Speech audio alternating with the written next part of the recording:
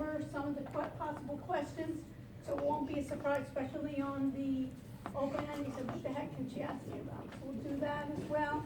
I don't want to surprise anybody. I want you to do as well as you can and to show me what you've learned. Okay?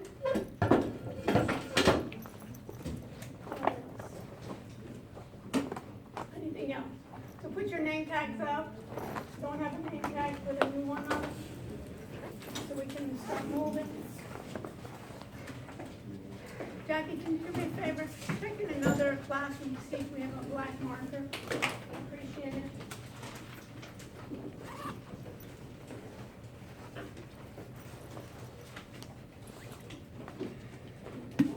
Learn about new technologies.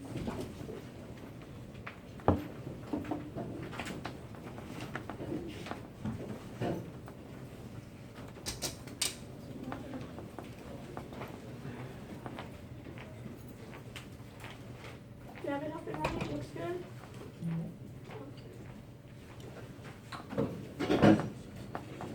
So,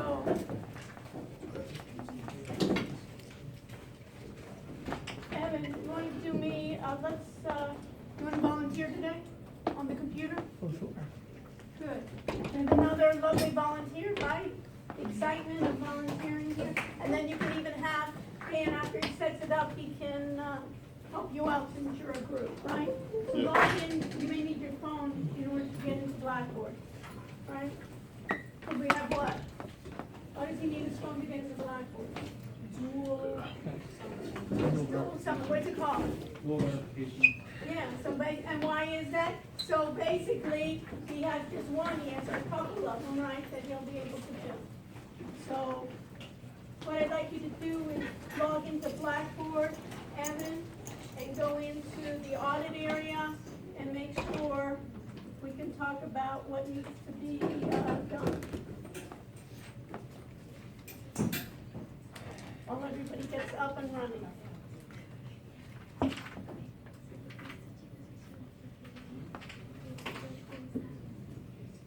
Let's do a roll. Who wants to do a roll? You got one? You start the roll. Same thing. The title, and then we'll do first, last. Let me just here put some announcements here. Jackie, did you give me a black marker? On your desk. Oh, wow. You guys are so good to me. There's two, Treat actually. treat me like a princess. A queen. A queen. Queen for the dead. There was a TV show like that. There was all these people complain, these really people that have these miserable lives, and they gave them Queen for a day. They gave them like a washing machine, So that's what I am, Queen for a day. Okay, but I don't have a miserable life. Okay, so what's today? Monday. Not especially being with you guys. I don't. Okay, cheers me up. Monday. What is it? October 1. Wow, how time flies when we're having fun. Okay, so it's October 1, 2018. What we want to cover today is we want to continue talking about security. Also, the exam is Wednesday, October 10th. Try and put it in your notes in case you forget. What else? We're going to talk about our forecast. And we'll talk about blockchain. I'll call it BC for blockchain. And I'll give you an assignment for Wednesday on blockchain. Okay, perfect. So go into your course. Are we in the audit area? So go into course documents. Evan? Oh, we have everybody down. And make yourself, did you make yourself number 1? Yep. You're number 1 today. Good. We always want to give each other positive. Okay, so go to your group. Mine. Yeah, yours. It's always good to go. So we have these groups. So you want to go over what do you have there in terms of what do you have? So everybody, you can even take a picture of this, but you don't even need to take a picture of this because you know what? You know that these are the 1, 2, 3, 4 assignments basically that you had there. The finality of it will be due the day of the exam to make sure that everybody has it.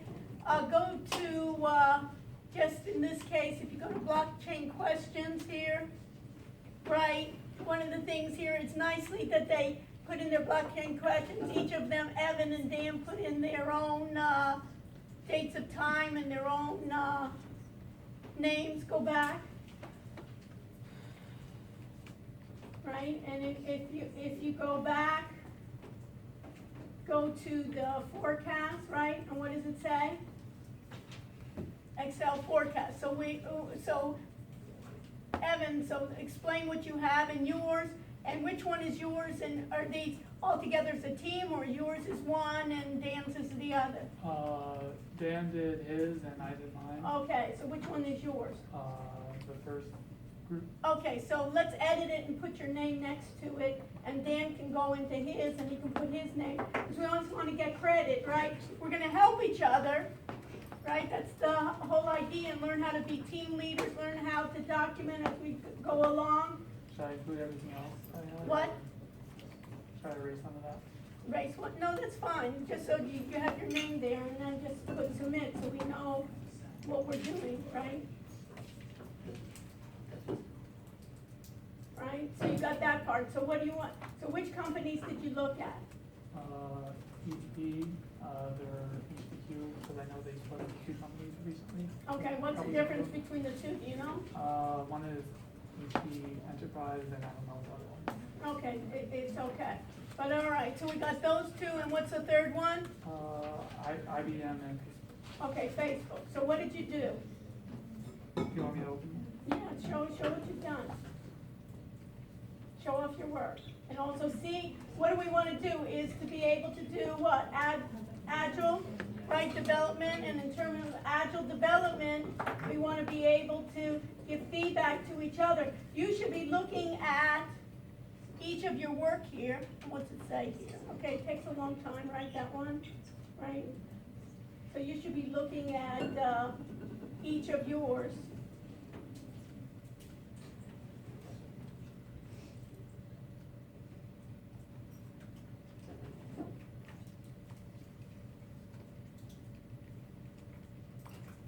Still waiting.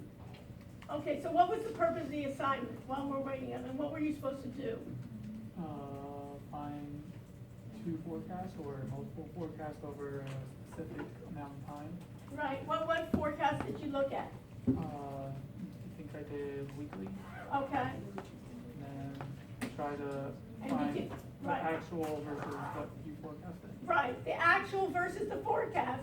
And do we want to do it over time? Yes, and the whole idea of automated trading systems, what's the difference between automated trading systems and what we're doing right now? Do you understand the question, Evan? Oh, me? Yes, that's for you. Wait, You're doing such a good job. What's the difference between what you were doing and automated trading system? well, not much different, I guess. Not Well, much. you wanna put that information in so the machine can. Right, then you don't have to download it. Conchetta, you don't have to download it every day. The machine will download it every day. It will check, and it will do one stock, but can do thousands of stocks and find you the best ones to forecast to trade for the next day, and it'll do the trading. So what did you get there? Well, I forgot to upload my new one. but- Okay, so that's good to check. So you want to make a note to yourself that you want to upload for tomorrow, you want to upload your new one, okay? And what else? Um,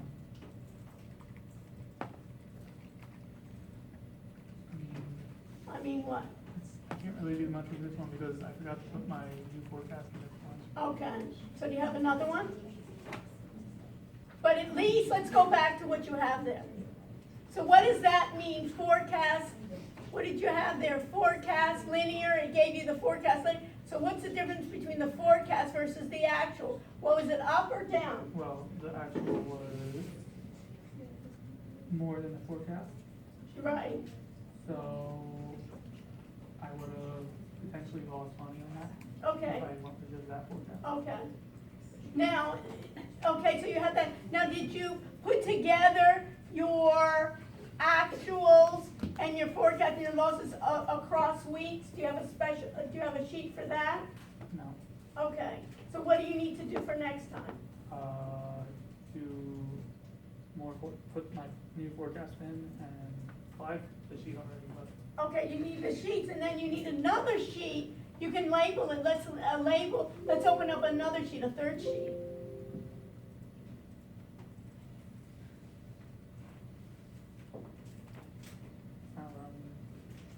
What happened?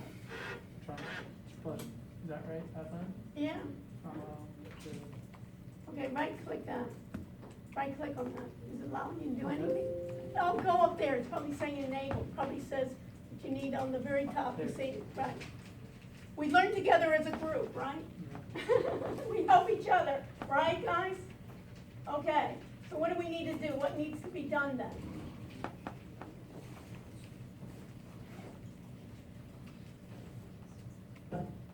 What do I need to do?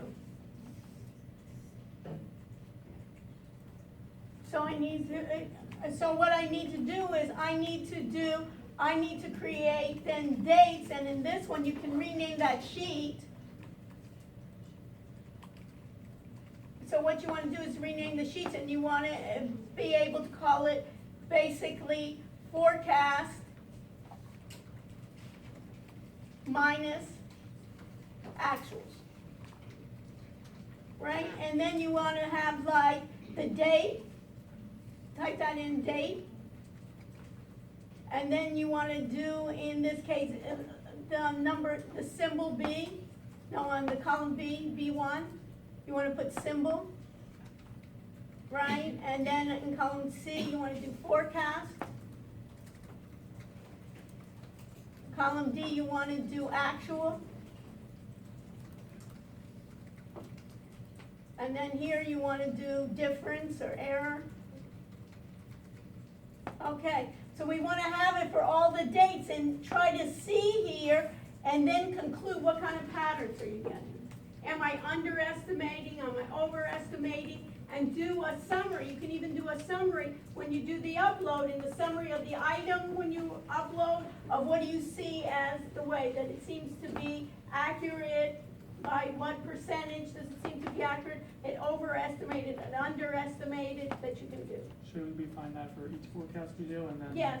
And then average those forecasts, or? No, do it, and then later on you can average them. Later on you can make even a graph if you want on it. You can try to figure out on yourself in terms of analytics, how can I summarize? Can I start summarizing? So you should have at least 3 or 4 or even 5 different forecasts that you can go along with, for instance, Facebook each time. And how can you do it? You've now taken a certain number of days. You can take other days. Because now when you download, what are we in? October 1st already. So we have the data for October 1st. We can go up to October 1st, and we can go back. We can go even then forecast what's October 2nd going to look like. All right. Okay? And then you can show us on Wednesday, you can show us what you come up with. So we can have the team leader. Any ideas? So you can put this in your notes here, save this, make sure you save it, and then you can put it up. Okay? So we can make sure we can see it. And then what I want you, not only to do that, but to, this is, what we talked about before, having artificial intelligence. We need to talk about our own intelligence and try to figure out what can we conclude from this. What is it forecasting well? Is one company doing a better job on this model than other models? And then on Wednesday, what I'll do, I'll be part of your team because I'm in everybody's team. And by the way, I'll stay after class, so if you want to today or on Wednesday or next Monday want to work with me, I'll work with you because I'm in everybody's group. We'll see how an automated trading system can do it automatically, and we can get it to review many stocks, make it like an instrument list and say, hey, go through 100, go through 1,000 stocks and find me the best one. Could you do that in Excel, or? Well, I'm going to show you another platform that's much easier. Right. In Excel, we can start thinking about the rules in Excel, because we can do it, but in order to go to the web and to get that done, we'd be better off getting other data feeds on it. okay? So we can save that, and we can do it. Okay, what else?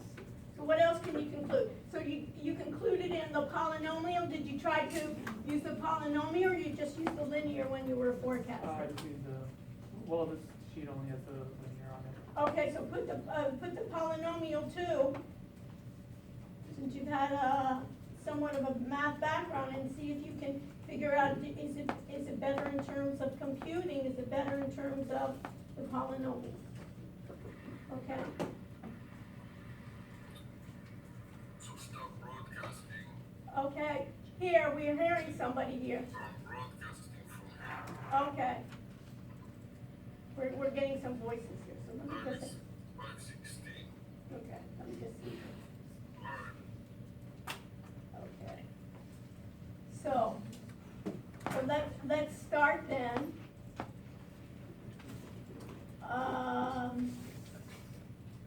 So we're here. I'm going to share, I'm sharing my screen. And now what I'm gonna do, I'm gonna go back. Where am I? I'm gonna go back. Okay, hold on, let me just say here, we hear you. Is my mic here? Okay, so my mic is here. And let me just see here. Okay, hold on. Let me just see here. We're getting somebody else coming in, so let me just see here. So, let's go to our courses. Let's go to our courses.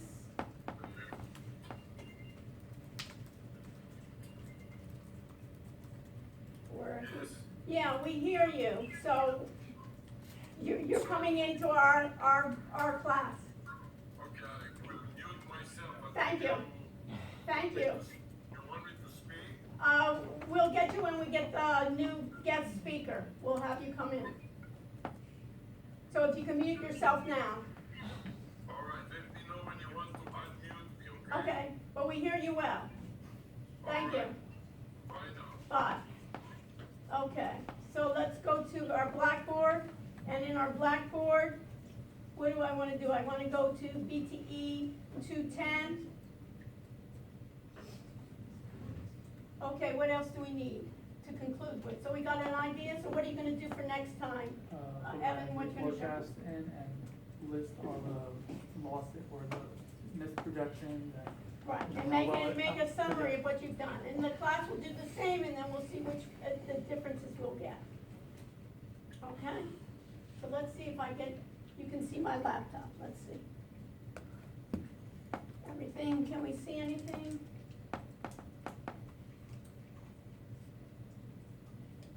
We can, let's see.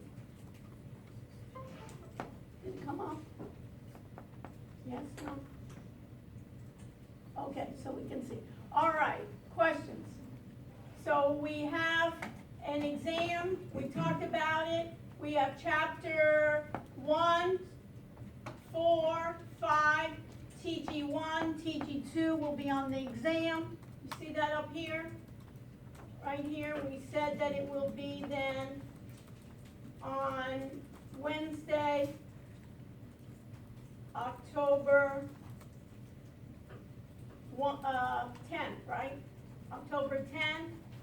We'll talk about automated trading systems on the exam. We'll talk about blockchain pros and cons. And we'll talk about also forecasting.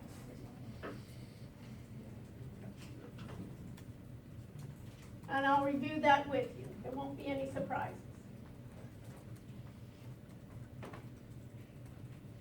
Now, in terms of extra readings, let's go to the web links.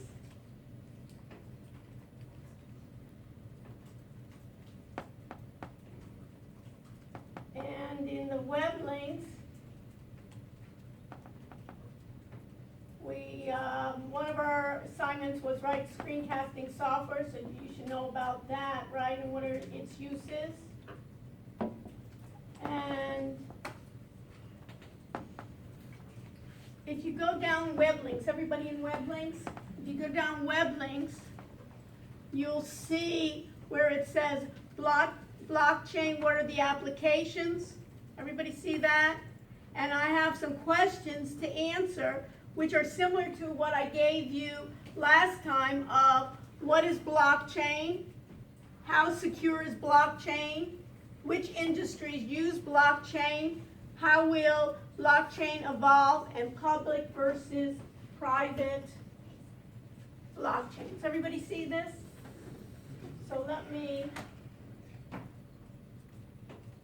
see if we can see this. I'm going to open up. Let's see if we can see how this is.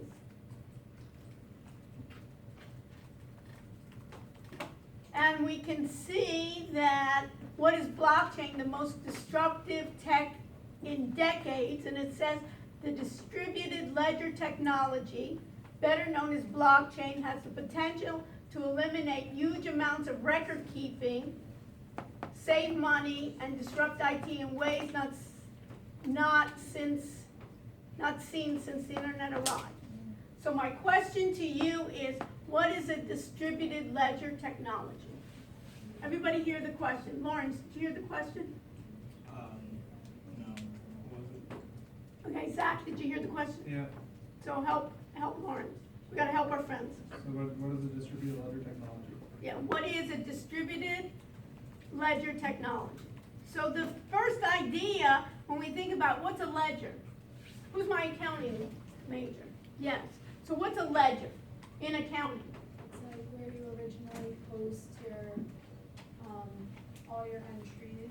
Right, who's taking accounting? Anyone? Raise your hand. Even though you don't like the idea, raise your hand high, right? So what do we need right? When I'm gonna be recording my transaction, I have a ledger, and what do I have on two sides of the ledger? A debit and credit. A debit and a credit. What does that mean, a debit and credit? It's essentially what's coming in, what revenue or expenses are Right. coming in, and what's going out, and how that And both sides of the ledger have to be what? Balanced. And what does it mean, balanced? in Equal, right? They have to be equal, and if they're not equal, what do I have to go do? adjusting entries. I have to adjust it. So for instance, if I have it, I have to adjust my entries, right? Because later on I can forecast, just like we're doing here, we forecast that we're gonna win our trade tomorrow, and it turned out we thought we were gonna make $10, and instead we only made $8, so I have to adjust it by how much? Vanessa? $2. So in this case, when we're talking about, and where's the ledger? If I have a bank, right? Who has a bank account? Right? The bank has a ledger on their side, and you have a ledger on your side. And what you have to do is reconcile that. The bank has the ledger on their side, and they have it. So in a distributed, how many people have it? Me and, for instance, the bank. In a distributed ledger technology, what that means is what? Who can tell me? What is a distributed ledger technology? Michael, you got any ideas? Hey, Hey, Dr. come on Weston. in, How are you take a doing? seat. Sure. How are you doing, Andre? Okay? This is Andre. He's a graduate of the University of Miami, and he's had many years' experience in technology and supply chain. And guess what? We met each other at Publix last night, and I went into class, because guess what? He wants to know, right? He wants, chatty catty here, right? Starts with, he wanted to go home, right? And what happened? I give him a lecture on blockchain. Can you imagine? You want to go home, and Dr. Rush stops you in the line and has to take you out of the line. Can you imagine that, how embarrassed he was? But he knows me for many years, right? So you're not that embarrassed. You're losing that embarrassment. So what ends up happening is I give him a lecture on blockchain technology, telling him that since he deals with supply chain, right, and you can even tell the class later on what supply chain is, he's dealt with supply chain and technology all the time, and I said, well, do you know that you need, blockchain's gonna be the big deal here. So basically, that distributed is potential in eliminating huge amounts of that record keeping and then saving them and disrupting it since they arrived. So in this article, which is good, so for Wednesday, what I'd like you to do is you can go through this little video of what is blockchain technology, such as Bitcoin, and got in the media. But in this way, you can see blockchain is poised to change IT in much the same way open source did it a quarter century ago. So what's open source? This is a good review for the exam, right, AJ? So what's open source? Anybody can access it. Anybody can access it, and it was like a big deal because everybody used to have proprietary what? Software, and they didn't share it with anyone. And in the same way, Linux, and Linux is what, AJ? What's Linux? Have you seen Linux before? A type of operating system. It's a type of operating system, and what is it? Is it proprietary or is it open source? Open source. Open source. This is a good review for the exam. So we know this is open source. So in this case, it's open source and it's becoming then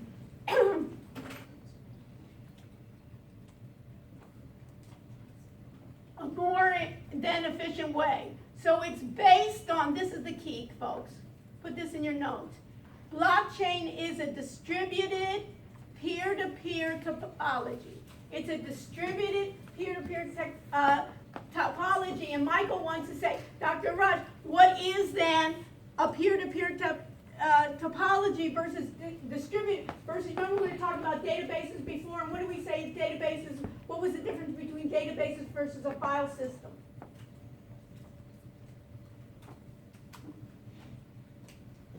Everybody understand my question? What's the difference, you can even write it down, what's the difference between a file system and a database management system?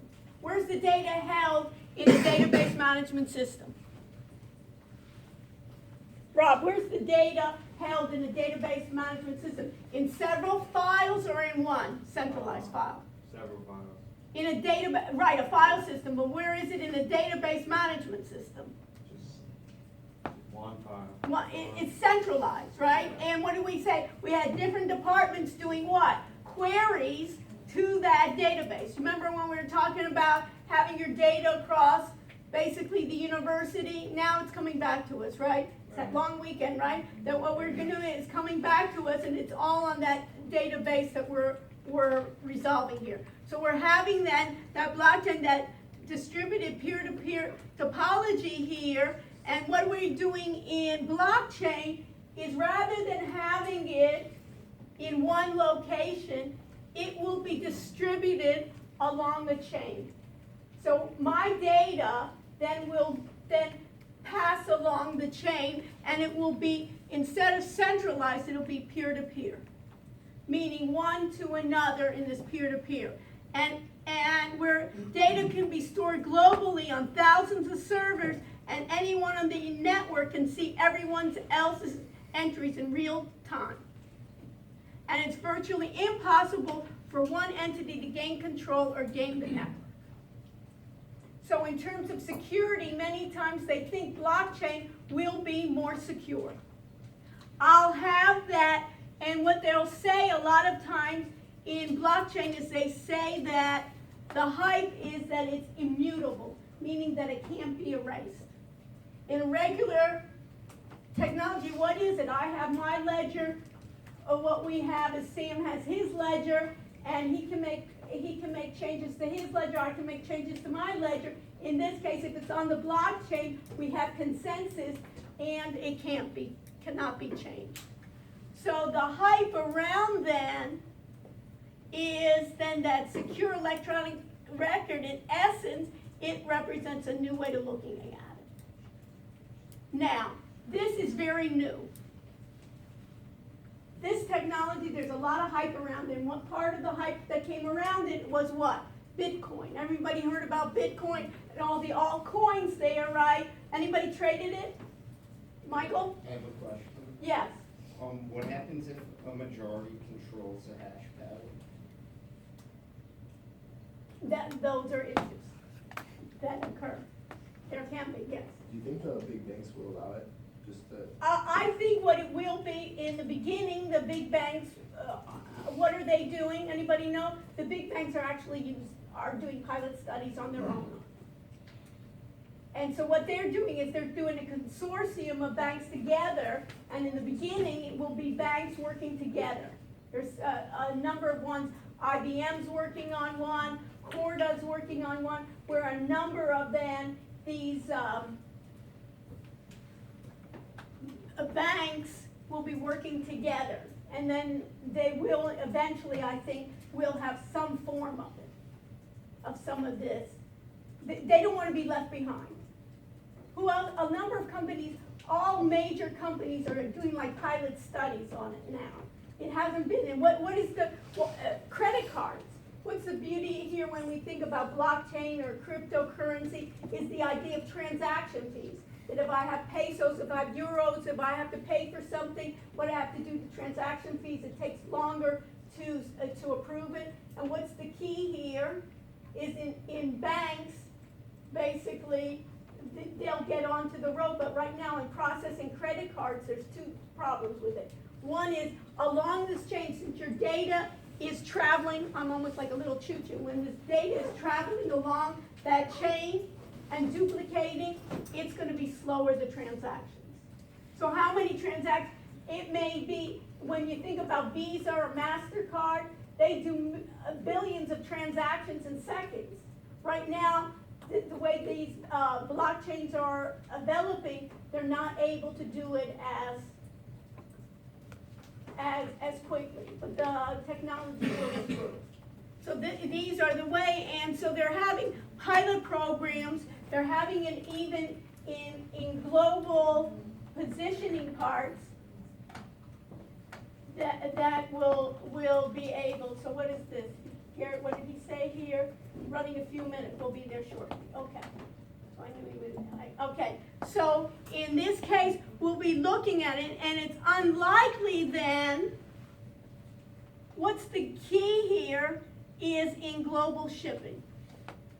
So what the amount here is, what's the idea? And maybe you can tell us, Andre, what is then, have you done anything in global shipping? Or in any types of systems like this that can use any of this blockchain, you think? Well, see, I'm looking at, I'm thinking that you're building something like a mesh network. And in international shipping, I worked for Subway for about 11 years. And Okay, you work for Subway, the sandwiches. the sandwiches, right? Anybody seen Subway? We've seen Subway. So what did you do? You want to introduce yourself, Andre? You can stand up if you'd like, or you can even come up here and just. I'm good. Okay, good. Okay. My name is Andre Spalding. I finished a PhD in industrial engineering, and I worked for Subway for about 10 years, 11 years. And I was a global logistics manager for Subway, which means You were the what? global logistics manager. Global, this sounds good, this sounds big words, right? Global Logistics manager. logistics manager. So what does that mean in English? I actually managed the shipments. It was approximately 70,000 over-the-road shipments domestically, but then was another 15,000 containers we imported from Asia. So you had 70,000 shipments, Well, meaning we had 70,000 over-the-road shipments, but we had Trucks. Trucks. 70,000 trucks going to my individual franchisees of my Subway store, delivering what? Bread, lettuce, Everything. cold cuts? Everything. It was. Hi, good. Right, come on in. How's it going? Oh, it's great. How are you doing? Good, good. Okay, so this is Andre, and this is our class, this is Garrett, right? And this is our class, and just stay there for a second, and so go ahead. Okay. This is good, Garrett, because Andre has done a lot he was with Subway, and he was in Global Logistics Manager Oh, of perfect. Subway, perfect. So Perfect. you can sell your system to him. Perfect. Let's do Or some he business, can work for Andre. you as a consultant. I'm making a little match here, okay? Little shit. Okay, so go ahead.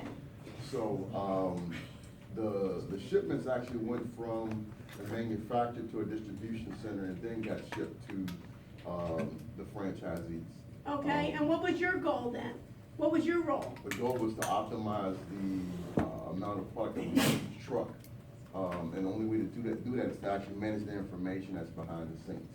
And just like with your blockchain information, we used the GS1 platform where we would have the suppliers update all their product information for the cases, each case. So you want the net weight, the gross weight, the cube, the number of cases per pallet and per container and per truck. So that would tell you if you place the order as a distribution center, Right. if Yeah, you go ahead. place the order as a distribution center to a supplier, you want to make sure that, if I said it was 1,000, place the order for 2,000 cases, you want to make sure you knew that 2,000 cases would actually fit on a truck versus saying, okay, I'm gonna send one truck to pick up 2,000 cases and then you can only bring in 1,400 cases because the number of cases per pallet and per container. So you're trying to optimize the shipment. Right, so you need that information, so from a blockchain standpoint, to me, it looks like, it's a mesh more of a mesh network that, allows you to actually record different records throughout the actual system, on whatever platform you're on. Which Okay. is what GS1 would do. So anytime the supplier would actually update or make a change to a case, anytime they would actually update their record, it would actually get distributed throughout the entire network. So the distribution center would get it, the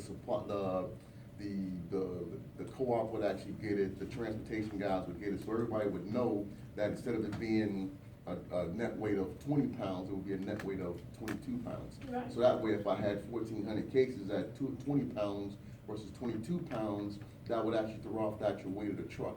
And you know that the weight of a truck going over the road is like 42,000, the max weight is 42,000 pounds. So if you send a truck in to pick up 45,000 pounds, they won't load it, or if it gets loaded, you'll get a citation because, you know, once you hit one of those trucking stops, they'll weigh it, and it's, well, wait a minute, you're 3,000 pounds overweight, here's a Okay. fine for you. So that's why I think the platform you're doing, it looks like an updated version of the GS1 You know, why don't network. we do this? Everybody can do this. Go to Blackboard, go to course documents, go to the PowerPoint, and at the very end, you see here where it says blockchain? You see here on blockchain, we have blockchain here. So, Please remove the gray bag from the camera. okay, is there a gray bag? Oh, can you, yeah, Oh. okay. Okay, thank you. Great, thanks. So anyways, we have here Lee, Garrett Lee here. So you want to introduce yourself and we can go through your slides and give a little demonstration? Absolutely. Yeah, my name is Garrett Lee. I just graduated from Indiana University about a year ago and rapidly jumped into the blockchain space, working at Deloitte for about a year and then in their blockchain lab in New York. And then I moved over to here about 3 months ago where I've started a blockchain supply chain startup with some fellow Deloitte colleagues. Wow, you started early, huh? Yeah, really early. And But- your shirt matches your, Exactly, got the branding. Yeah, we got the brown and the logo, everybody noticed that? Okay, so where do we start? So come on. Yeah, yeah. Okay, so how do you want to do this?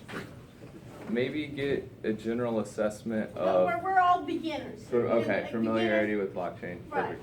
so Sure. we're starting. It's pretty minimal. Yeah, which is fair enough. So I put together some slides on exactly what blockchain is, and then we're going to dive into an exercise where we actually use a real live blockchain that's publicly available for everybody to access to play a lottery game where we simulate a lottery, which we'll get into in just a moment.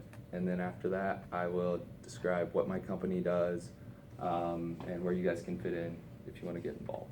Right, we can get into the beginning. Yeah. And I saw that you guys are based in Silicon Valley and you're We are. raising Our money home now? office is in Los Gatos, California, which is a suburb of Silicon Valley, and we're currently going through a private raise, yeah. Okay, so I saw So- millions were being asked, right? Yeah, yeah, Okay, definitely. great.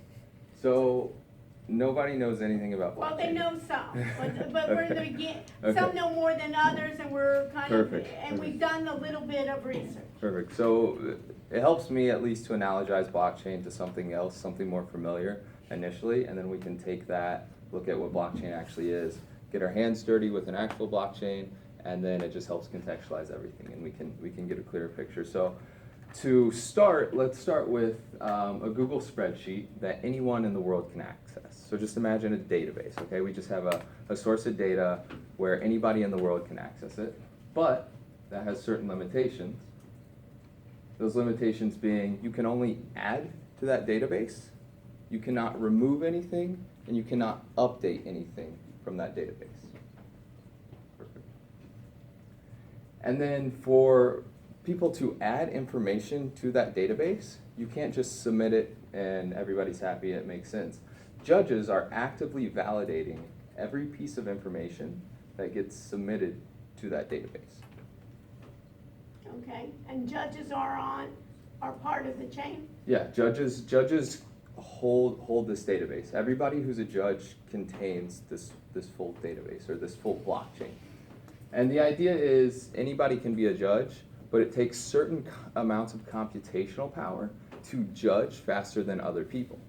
And the reason you want to judge faster than other people is because you get paid out to add information to this database. So we have a database, it's guarded by judges. If you want to add information, you pay these judges, and they collectively agree, okay, this is a valid piece of information to add to the database, and they choose to add it to the database. And then there's a little catch because not every judge gets paid every time. It's the judge who is able to add that information to the database first, and everybody agree on that, wins. They win the payout. So I'll stop right there. Any questions? Is that analogy just absolute nonsense? No, Yeah? I think Yeah? people can understand in terms of, basically everybody's used like Google Sheets that you're sharing Exactly, information. exactly. It's, go Is ahead. there a reason why like the fastest computer wouldn't do it every time? Like why would it change between one? So that's an excellent question. So everybody's just trying different methods to enter this data, basically, and everybody's trying their own method. And when somebody wants to add information, maybe method A works better. When somebody else wants to add information, maybe method B works better. So they're trying different types of computation to add information to the database, which results in somebody winning at time one and somebody winning at time two. Not necessarily a race, but people trying different points on this larger spectrum of entries. Yeah? Wouldn't you want the owner of the information to make the actual update? Because if you're the supplier, you have the actual knowledge of the actual That's item. where, yeah, that's where it gets a little more nuanced, where so back on that, scroll up one slide. Or sorry. So this point right here, anybody can be a judge. Mhm. So you could be a judge and submit your information because you're a supplier, and maybe in a permissioned blockchain where you don't need a lot of computational power, that's more effective. But in this network, it doesn't make sense for me to run on my laptop when Amazon has a whole data center dedicated to doing the same thing. Yeah, thank you. Okay, any other questions? I promise it'll start to make more sense as we get our hands dirty and contextualize with this information. So that's just an analogy of what's actually going on. What's really going on is this shift from a current financial system to this new financial system. Where the current financial system is, let's imagine Venmo. If I want to pay somebody money, I have to request that Venmo sends that transaction through for me, right? I have trust in Venmo. If I want to send money to him, there's this intermediary, there's this third party who's going to say, yes, you have money in your account, yes, you can send it, yes, I approved of that. Make sense? Well, in the US, where we have really, really good financial infrastructure, it makes sense. Everything works really smoothly, it's fine, no big deal. But let's imagine we're in a country that doesn't have great financial infrastructure, and Venmo's a corrupt individual or a corrupt third party. And they say, hey, you might have money in your account today, but tomorrow you're gonna wake up and I own your money all of a sudden, or something like that. That's when these things start to matter.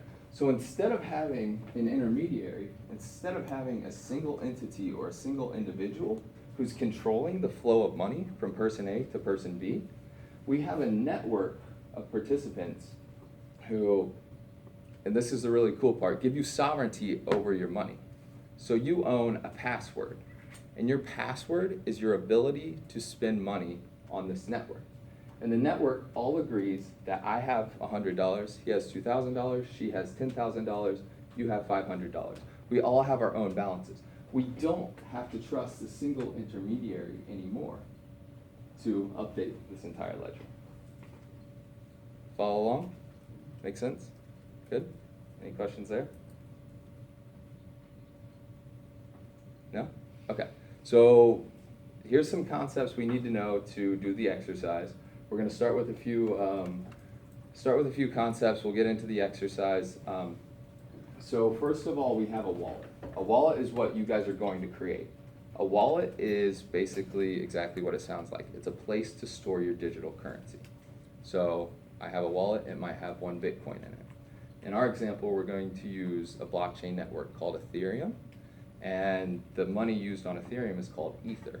So you might have a wallet with 1 Ether in it, 5 Ether in it, 0.1 Ether in it, a millionth of an Ether in it. It's a broad spectrum of different denominations you can have for a certain digital currency. It's just a place to keep your money. It's exactly what it sounds like. And then we have a private key. You can think of private keys as your password. So you're going to be creating a password. You're going to be creating a private key that acts as your password to unlock your wallet. So you have a wallet that has your funds in it. You have a private key, which is a password to unlock that wallet. Make sense? Good so far? Yeah. And then we have smart contracts. Anybody heard of smart contracts? Couple? So essentially, if we scroll up really quick, sorry, other way. Sorry, previous slides. Yeah. So right here. So in the example I had, we had this intermediary which was handling the transaction of money, right? If I send you money, then we have this intermediary that's handling money. We all of a sudden remove that and put that responsibility on an entire network, okay? Well, what if instead of just a simple push, pull, send money, receive money, we automate other functions like supply chain, for instance, or what we're going to do is a lottery. So, and we'll get to it in just a minute. Our current lottery service, you have an entity that's taking out 20% fees, and you have the government taking out taxes, and you have all these different things. But what if we could have a lottery that automates itself and nobody has to trust and automatically executes? That's kind of what we're going for here. So we'll scroll down. That's an example of a smart contract. It's an entity or a piece of code that holds information for making something happen, essentially. And then if we scroll down a little bit more, we have a test net. So everybody's heard of Bitcoin, I'm sure. There's the Bitcoin network, and then there's test networks for experimentation, like exactly what we're doing now for test cases. So what we're going to use is an Ethereum testnet. We're going to send money to a smart contract using our wallet. It's going to randomly pick a winner and distribute funds to that winner. Okay? So if we scroll down a little bit, and I'll stop there. Any questions so far? This is where we get to the exercise portion. I know it's very conceptual and abstract right now. I got another question. Yeah? Are you coding, behind that is the code, is there analytical models you're using when you're doing the random selections, or? So basically the way our lottery works is it just picks a random number from 1 through 10 because we have 10 people give 0.1 ether, which adds up to a single ether, and then it chooses one of those 10 randomly and then sends it to that person. So it's just a random function, essentially. So you want to tell them what Ethereum is? Then? Yeah. So Ethereum is a blockchain network. It's a public blockchain network that's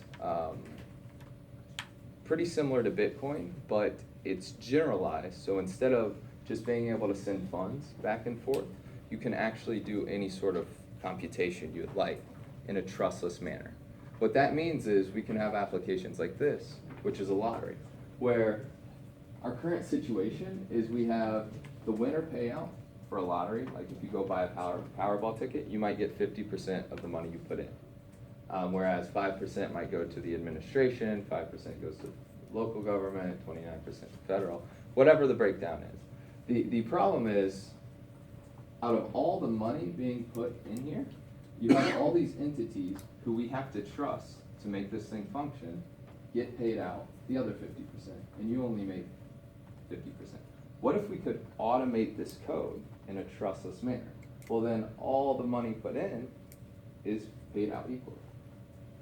Does that make sense? And that's what we're going to simulate here. So basically, when we think about blockchain, we're trying to eliminate the intermediaries Absolutely. and go peer-to-peer directly Absolutely. and try to eliminate what we call the middleman. The middleman, yeah. So essentially, all you're doing in a blockchain system is cutting out the middleman. Think about Venmo. You know, we have that middleman that's passing the funds back and forth, or a banking system. If you want to send some money through Zelle, through your Chase Bank, or whatever the case is, you have to trust that central party. Okay, this is where the fun stuff happens. Let's scroll down, or I'll explain this a little bit more. Okay. So essentially what we're doing is, here's our blockchain network. On our blockchain network, we have a smart contract, which is just a piece of code. It's a piece of logic, which we alluded to earlier. And what we're going to do is we're going to create wallets, which is the place we store our money, or our cryptocurrency. We're going to send Ether into the network.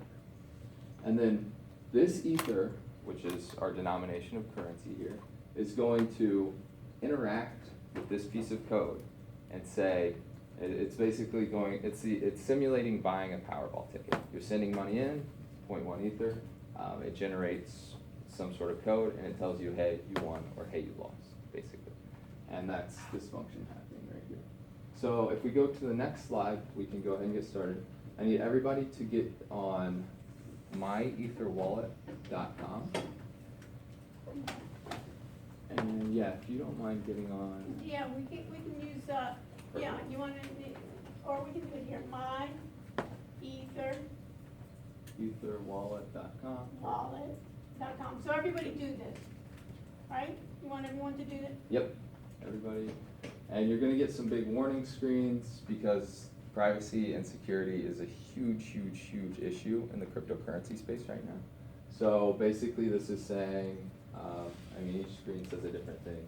This is just a what is my Ether wallet, which we've explained it's a place to hold your currency. So if you can just click off to the side and it'll go away. So what we're going to do right now, this interface we see right here is for the main public network. What we want to do is, what we referred to earlier, is get on the test network for experimentation because we don't want to deal with real money, right? So let's go up here and we'll click this drop down. Okay, all the way on the top where it says network ether, myetherwallet.com, right here? Yep. And then we're going to go to RingB, Etherscan. To ring B, Etherscan, one up. ring B Etherscan. And all Everybody this see is- where my cursor, everybody got it? Yes, no? Sam, you got it? I did. Okay.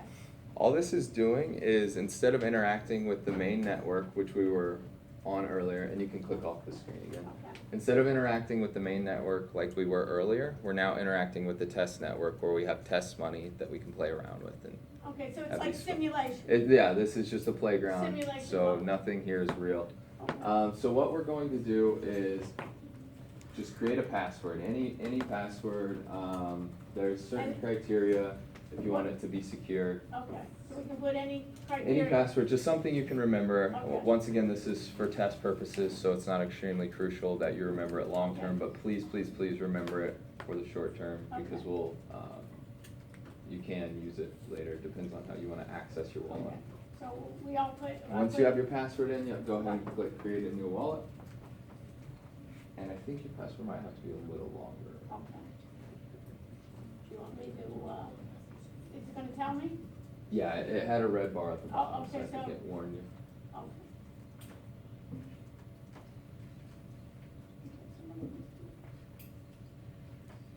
And are there any questions up to this point? Good. All right, perfect. So So you're gonna create a new wallet and go ahead and download this file.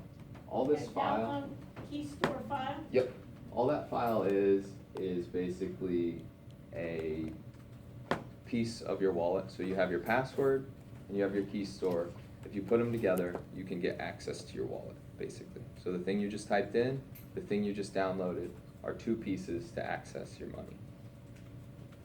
Okay, what do you want? And then next you go to I understand. So I just leave it downloaded? You can leave it downloaded. You can use that if you want, and it'll present you with an easier method next. Mm-hmm, So I understand, continue. I understand, continue. Okay. So now, if you add your thing you downloaded. So this is my private key? That's your private key, yes. This is something you never want to show anybody for any reason. Don't trust anybody with it. This is the whole purpose of cryptocurrency existing, is because you can have, this is basically your password to controlling your funds. It enables you to have sovereignty over your money, which is the entire purpose of these blockchain-based systems. Okay. So do I need to copy that? I would or- copy it and paste it in like a notepad or a Word document or something like that. We'll be using it later. Okay, so I need it, so I'll copy then, what I'll be able to do, I'll copy this, right? and Yep, then copy I'll- it and put it somewhere safe. Right, I'm gonna put it somewhere safe while Yes. I show everybody, okay? Okay, but Exactly. in theory, it would be, this is my, Yes, code. in theory, you never want to show anybody Right, right, this. It's right. very private, So when very, they take me for ransom, right, when they kidnap me, they're gonna ask me for my billion for my yeah, account? I mean, this is really interesting. Like this length of code, people own certain links of code that are worth $500 million. Like this piece of information, depending on what wallet it unlocks, is very, very valuable. I mean, it's crazy.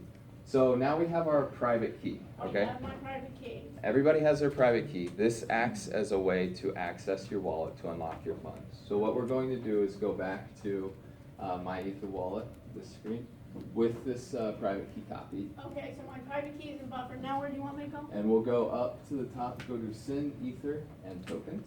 Okay, send ether and tokens. Everybody see where I am? Send ether and Good. tokens. Is everybody good? You wanna look at it to see if they need, Anybody need help? okay. Pretty straightforward so far. Okay, go to Okay. send Ether and tokens. And it says, how would you like to access your wallet? How would you like to access your wallet? Well, we have our Okay. private key copied, so we'll go to private key. Okay, private key. And So- this is not a recommended way to do it. Right. We're putting all security Right. considerations Right. behind it. Okay. And then you'll just paste it in there, and Okay, it'll paste give you, it in my, okay, I have it in there. perfect, and then you'll click unlock. And I'll click unlock. All right, and this is the interface that allows you to have access to your funds. Shortly, I'll send you some money, and you'll have a balance here.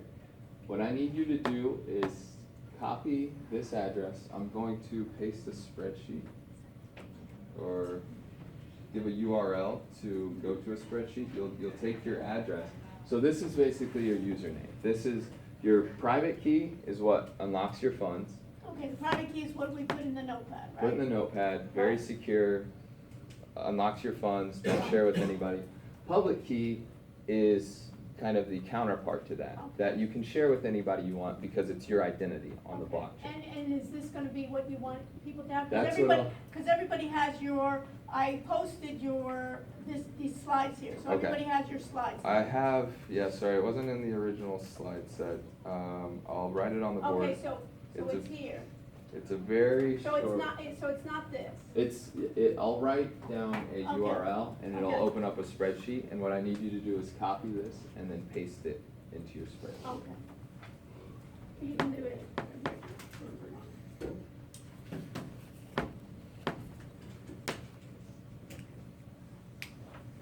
It is just GOO.GL.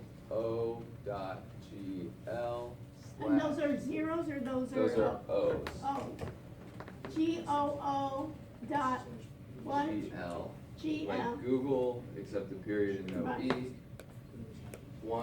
17HDV capital Y. Okay. Sorry for the brand. Yeah, so where do you want me to put that? So you'll just open up another tab on your browser, Okay, and you're going to open that, and it's just gonna open up like a Google spreadsheet. okay, so, so this is like a Google, okay. Yeah, so this is how I'm going to be able to transfer Okay. funds to you. So you want us to do that now? Yep, Or wait if you don't mind. GOO.GL/then 17 HD V capital Y. Yep. And And, And it says you are short, what did I do? alright, we wrong? got a lot of, Huh? What did I forget? You wrote DH. Oh, H, HB. oh, okay, HD. A little dyslexic, but okay. okay. Yeah, and if you don't mind, just go in that spreadsheet and see it. 17 A lot of you have pasted already. V and capital Y. Okay. All right, now what? So you'll see a spreadsheet with all kinds of people in there, perfect. And yeah, on the left-hand column, just paste in your public address, Okay. and I will start sending people funds.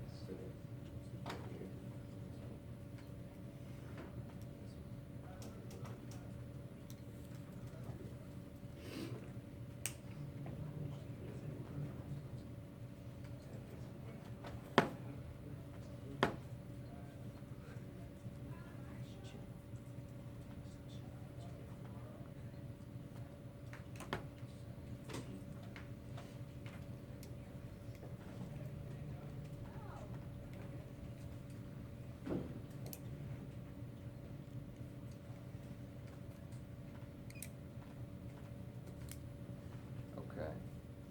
Is everybody able to get there? Good?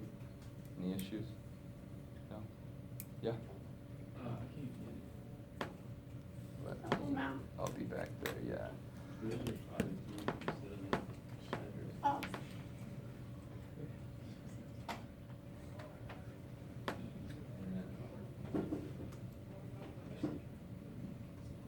Oh, if you move stuff.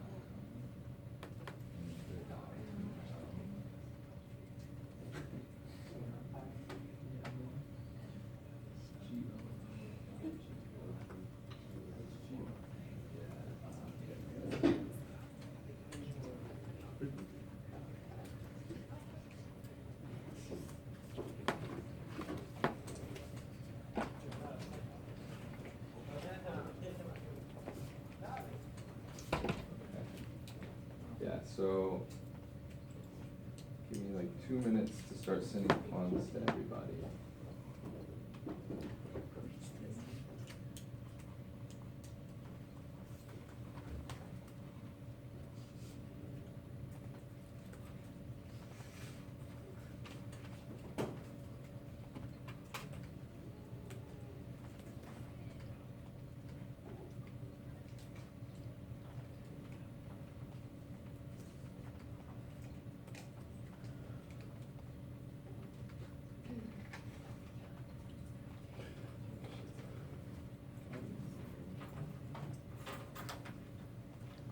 So, if you want to, you can go back, Professor. yeah. If you want to, you can go back to the spreadsheet. And it should be, just go to the left if you can, yeah, top. Yeah, so this second string, Yeah. this is, it's in your slide deck. On the 5th slide, there's a website called, or the 5th step of this, or maybe 4th. It's a website called Etherscan. And basically what it allows you to do is watch your transactions go through the public network. Mhm. So in the first column, you have your public address, and then in the second column, you have what's called a transaction ID. So when somebody sends you funds or you send somebody else funds, you need proof that those funds were sent, essentially. And that transaction ID acts as a validation or acts as a timestamp and proof that you have sent those funds. and it has all kinds of information associated with it, things like that. So you want me to go to the slides? Yes, if you scroll down on the slides, you'll see, yep, sorry, you are almost there. One more, Etherscan. Yeah. That website, if you go to rinkby.etherscan.io, the link there, and you visit so basically this is a way to explore the public blockchain that contains all the transactions and see kind of what's going on under the hood. So if you want to, you can take, go back to your spreadsheet and take one of these, or take this one. Which one, the second? Yep, second one, and copy it. Okay. And then go back to your Etherscan and paste it in the search bar. And it'll show you all the information for, So where do you want me to put it? sorry, not your wallet, the scanner. 2 to the, sorry, 3 to the left. Perfect. And yeah, if you just paste top right. Right here? Yep, perfect. It will, and click go. This is the transaction that got executed. So it's basically me sending funds to this address. Who had the first address submitted? Nobody remembers? No. Well, what you can do is reload your MyEther wallet page and see who has money in their account now, because we see a successful payment of funds has gone through. So I'm going to repeat that process for everybody. It'll take like 5 minutes. So if you just want to look for funds coming into your account. And what should be at the end here? At The the end. idea, because we're getting close to the Oh. end of the, because other people have classes, so I just wanted to figure out, when you're gonna do this, then you're creating then the. So the idea is now you have money and you can submit it to a lottery. If you want to gamble, you can submit it to the smart contract, which will aggregate a bunch of submissions and then pay out to one winner. Yeah, so right now it's me sending you money, and then you're going to take that money and submit it to a contract which acts as a lottery for the larger group. Yep. Okay, and do you wanna, since we're running What out of minutes. time is the class over? 6:15. Okay. Well, So one of the things I wanted you to do while you're doing this, can you tell us about your business and about Yeah. maybe how our students, if they would be yeah, interested, maybe to definitely. help you, and where are you based, and, yeah, if we can pull up the slides. okay.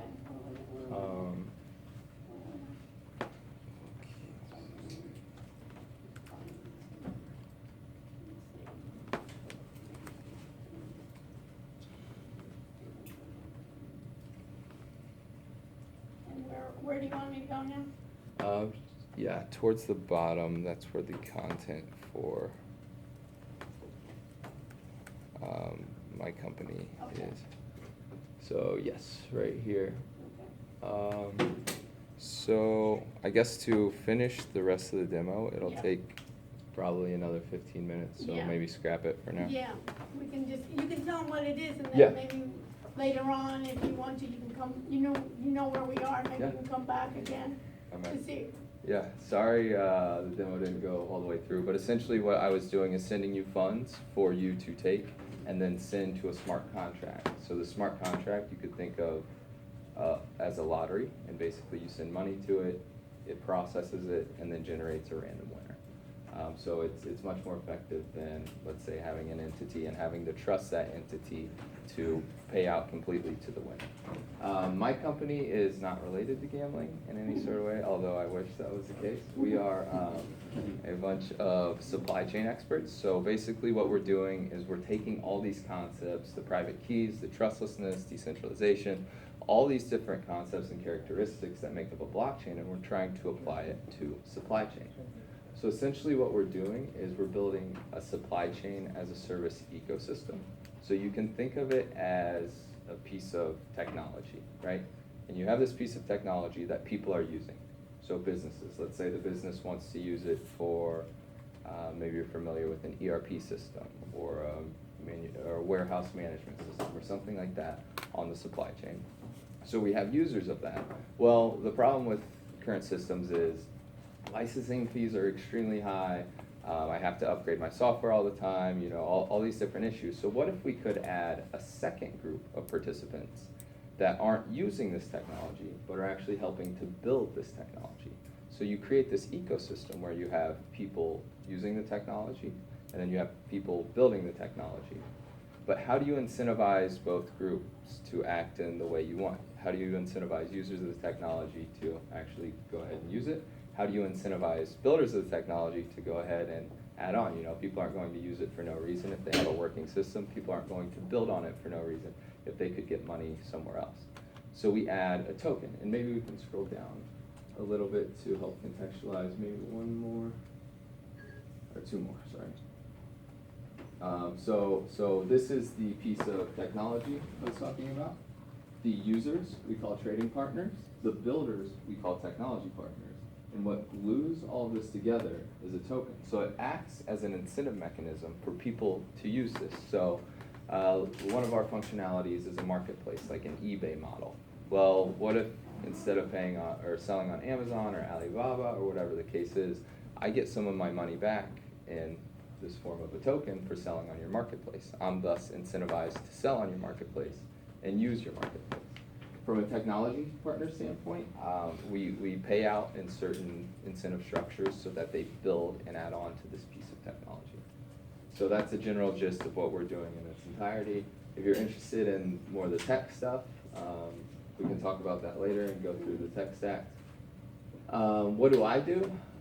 Essentially, I play your typical analyst role, very similar to my role at Deloitte, where I was bridging the gap between business and technology, because we have 30 developers and about 15 business people, and those are two very, very, very different worlds, as I'm sure you're well aware.